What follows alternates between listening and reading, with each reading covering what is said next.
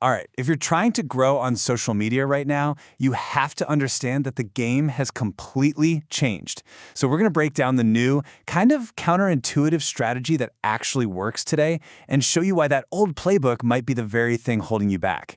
Let's dive in. You know the feeling, right? You're putting in the hours, you're grinding, posting all this content. And what do you get? Crickets. The follower count barely moves, the views are flat. It is probably the most frustrating thing for creators and businesses out there right now. But what if I told you the problem isn't that your content is bad? The real problem is you're playing a game with a rulebook that's like 10 years out of date. I mean, the whole ground is literally shifted beneath our feet. And honestly, most people have no idea. Okay, let's just get right into it. Part 1. Your social strategy is just wrong. Let's look at the huge change that made all the old advice totally useless. Okay, so think about it. For like 20 years, social media was actually social. They were built so you could connect with friends and family. And then 2020 hits, and bam, TikTok just explodes onto the scene.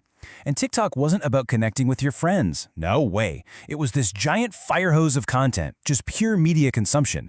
And it worked so ridiculously well that all the other big players, Instagram, YouTube, you name it, they totally panicked and just copied the whole model. So here's the takeaway. Social media, it's not really social anymore. It's just media. So that massive shift brings us to the new game. And this is the part you really got to understand. It's called audience matching. Getting this one concept is the key to everything. Let's really break this down, side by side. The old game, right? It was simple. You made stuff, it got shown to your followers. That was it. But the new game, it's all about one thing: consumption. Keeping you watching for as long as humanly possible. And to pull that off, the platforms will show your videos to absolutely anyone, strangers, followers, it doesn't matter, if they think that person will watch. And this whole process? It has a name.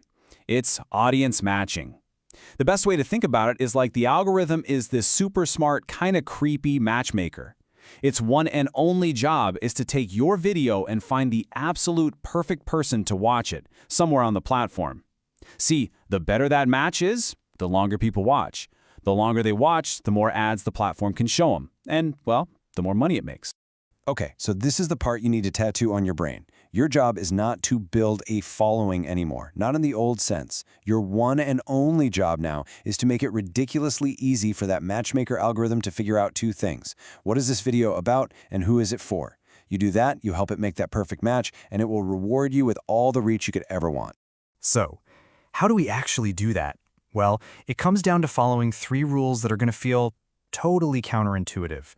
All right, rule number 1, and this one might sting a little.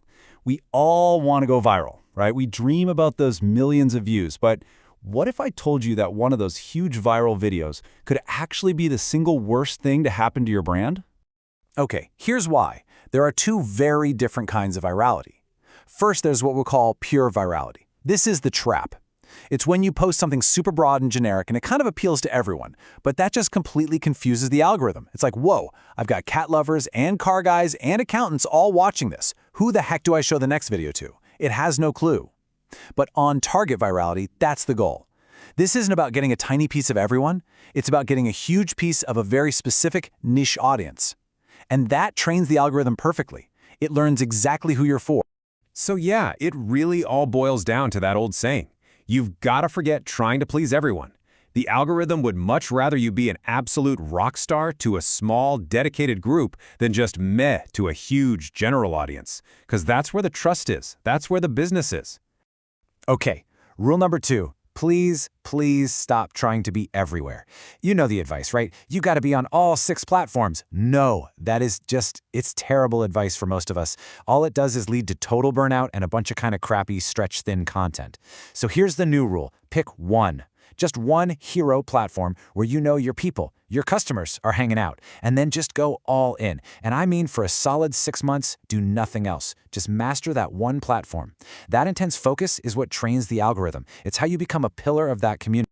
And that leads us perfectly into rule number 3, which is probably my favorite. You need to stop thinking about your social media presence as this big, connected ecosystem. Think of it this way. Each platform is its own island. And you know what? Instagram hates it when you try to build a bridge to send its citizens over to the island of YouTube. They will literally sink your bridge by crushing your reach. The right way? Create amazing, native content that makes people love living on that island. The only bridge you should ever build is a ferry from their island, which you are just renting space on, by the way, to the one island you actually own, your email list. All right, last section. Let's talk about the money, because this is where this new strategy really pays off, but probably not in the way that you're thinking. To really get it, you have to understand something called the content stack. It's a really simple way of looking at the creator economy that shows you exactly where the money is and where it isn't.